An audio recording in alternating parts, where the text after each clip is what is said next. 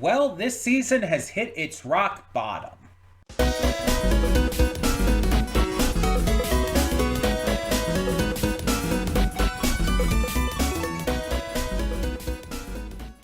Hey everyone, welcome to Princess of Gay. I'm your host Connie, and today we are here with my blind reaction to episode 6 of Hazbin Hotel Season 2. And yeah, last episode we kind of hit our lowest point. Between Vox kind of, rallying hell to his side to fight and declare war against heaven, the angels just not really being able to do anything, not being able to properly apologize because of Vox's manipulation. And on top of that, Charlie, Lucifer, Vaggie, Sarah, everyone kind of fucking up and doing some pretty sucky things.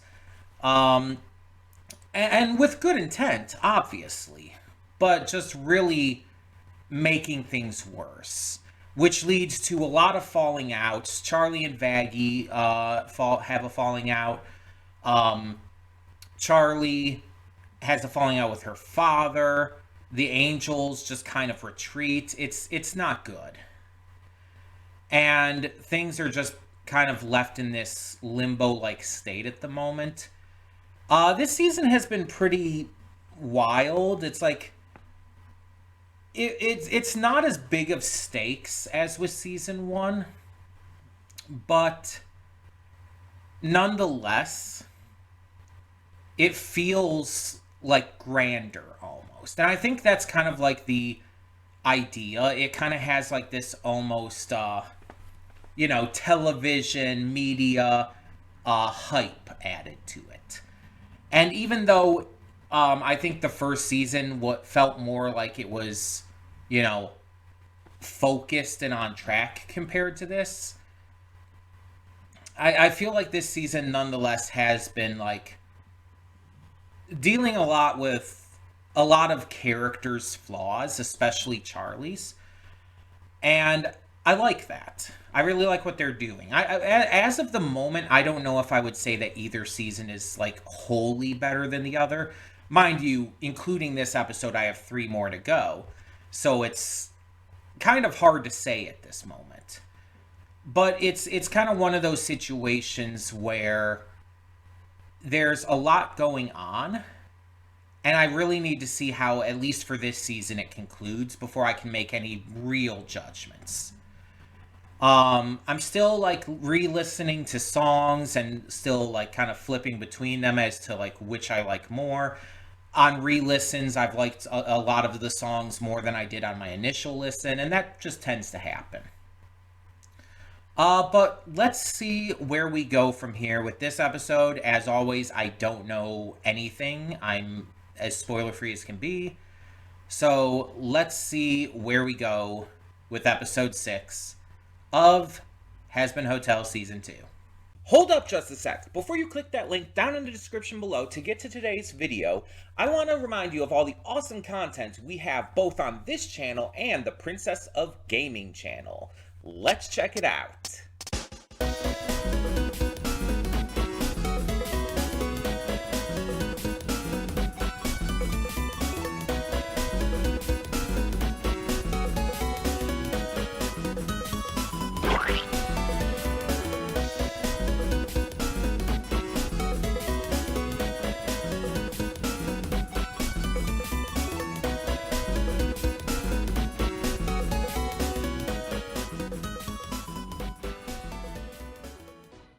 And we are back, and we'll begin with spoilers in 3, 2, 1, now. Well, until, like, the last part of this, like, this was the sexy episode. Like, my God.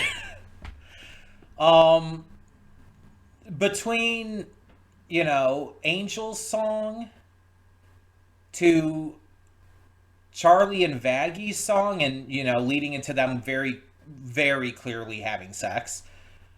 And, you have to count Baxter and Nifty doing patty cake in the background. It's patty cake. It's so salacious, Roger Rabbit taught me that.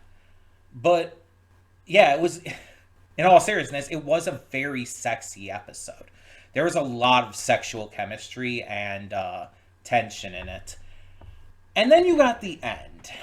Well, not the full end, but like the ending portion of it that centered on making everything worse and upsetting me on so many levels.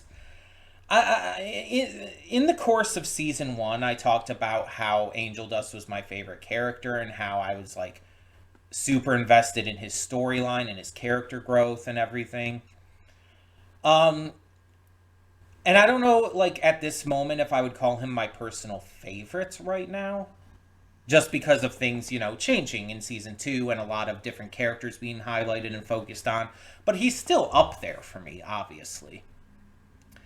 And considering everything he's already gone through and how much he has changed, seeing him get like mind controlled and used as a like tool for spying, and to find out that this has been happening, that this isn't just new, it's been happening this entire time, and Vox just using that, like that's not even like, that's physical, like mental manipulation. That's not like emotional manipulation or like manipulating someone through like talking to them and like getting them to like do what you want them to do. This is like literally manipulating their entire mind, their mental capacity, their very being. It's fucked on a whole new level. And not to mention he can also like change his voice, which I don't know if we knew about that. I don't know if that's something he's done before, but he could change his voice to fake a phone call to Lucifer, and like they're gonna like use him as a power source or something. It's like that has to be like maybe Vox's plan to get to heaven in the first place. Either way, this is entering a whole new level of fucked and a whole new level of really upsetting. I was actually in a really good mood during a lot of this, especially after both the Angel song and then the Vaggy Charlie song. It's like I was also very just turned on, if I'm being honest, by both of those. Um, I've made no secret how attracted to Angel I am, but I'm also very attracted to both Vaggy and Charlie. Especially like Charlie, I've always been super attracted to, but Vaggy, most of that has come through this season. And like even before this episode, it's like I've noted how much prettier she looks. And I think it's just the animation having a bit of an uptick, as well as the fact that she's smiling more, she's softened a bit more in terms of her personality. Her expressions are like showcasing that as well. She doesn't have as many sharp, mean-looking expressions as she did in season one, and I think that's like, I don't know. She just looks so much prettier. I think the art and animation uptick has definitely been a major factor in that, though. Um, but yeah, it's like between all of that, I was like super invested. I was super into it. And again, it's just like when we find out about the brainwashing and everything, and just Vox like going to Val in the first place and saying like, I need to borrow Angel, I need to use him, and it's just like everything is going wrong. Basically, everything is going wrong. But and I can't believe I'm saying this of all people.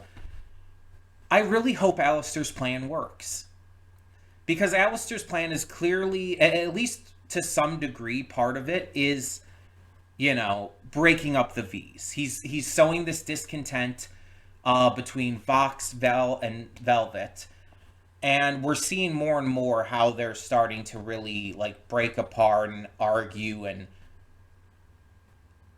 it's very much leading to the V's are going to break up, and it's going to cause problems with Vox's plan.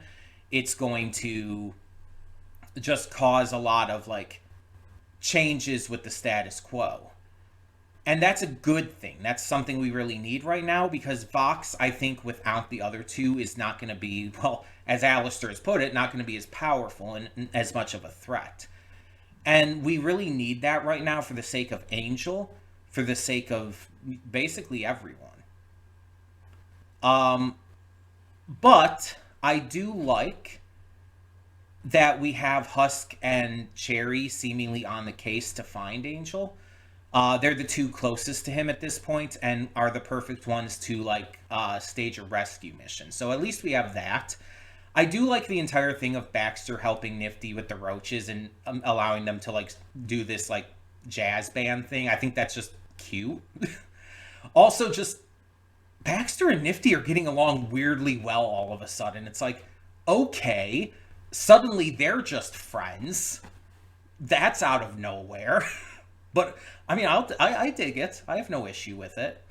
Um, it's just I'm so like afraid of what we're going to see like with Vox's plan next episode. But I'm also really hoping Alistair's plan just helps us in this matter. And I just hope we're able to put a stop to everything and save Hell. And I want fucking Lilith to do something. The problem is like when the final two episodes come out, that's gonna probably be harder to avoid spoilers with than the rest of the episodes. So I might have to like really rush into doing those, but we'll see. I'm not gonna promise anything like one way or the other, but we'll see. Sorry for the light coming in. It's just that time of day, as always. Um, it's just I've talked about this before. I hate this time of year, partially because I don't like the cold weather, but also because the sun like starts to go down and starts to set a lot earlier. And it's like it's only 2:25 p.m. as of like right this moment I'm recording this. And the sun is like coming down and blasting in the window and it's just like that's too early, man. I know I wake up pretty early and I'm able to like record stuff pretty early, but sometimes I might be recording things into this time and a lot of times I will be, so it just depends on my schedule with everything else. But yeah, um, I just really wish that things go well. I assume they will. It would be interesting if the season did end on like a big cliffhanger, did end on a more sour note. But we've been having a lot of down points in this season, especially between last episode and this one. I assume we're gonna still keep going up. We've already mended at least two relationships, so that's a big positive. Um, so yeah, hopefully it keeps going positively. As for the songs for this episode, based off of just first impression, first watch, I think my favorite is the Charlie and Vaggie one. Not just because of the sexiness, but I actually really like the sound of the song. The flair that it had to it. It was this really like dancey, fun number. Angel's song was like super sensual and very, very, very beautiful. Blake Roman did a phenomenal job with that performance. Uh, I know there was a third song. What the fuck was the third song? Oh yeah, it was Husk's song. Husk also had his song, the drinking and gambling song and everything. That was also really good because Keith David doing a jazzy number is fantastic. Just perfect choice of song for him. All three of these songs were really good. Like this was a good set of songs. And I feel like it's been a few episodes. I don't think we've had like a full set of good songs since episode 2. At least not this good, not this level of quality. 3, 4, and 5, those episodes like have had like lesser quality songs, maybe one or two really good ones, but they've been the weaker ones in my opinion. At least based off of where I'm at right now. Again, that can change as I re-listen to them, re-watch them, but as of where I'm at right now. But these ones were really good. So tell me in the comments below, what did you think of this episode? What did you think of the songs, the sexuality? What did you think of the horribly uncomfortable and sad and depressing ending? Um, Really didn't like that personally, but let me know your thoughts. For now, I'm Connie and I'm signing off. See y'all next time.